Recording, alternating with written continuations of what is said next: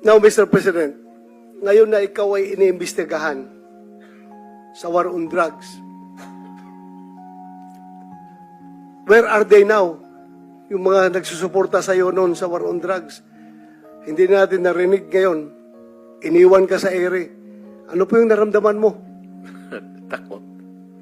Alam ko kasi tao. Yung, for the good time lang yan sila. Yung mga crisis kang ganito, wala ka namang kaibigan. Tama naman sabihin ng tao na, bakit kami may utang na loob sa iyo? Bayad ka. Trabaho mo yan. Tama yan. In theory, tama yan. Tama sila. Kayong mga pulis. Ikaw. Pati ako. Pero, yung dapat lang malaman na yung pagiging mayor ko,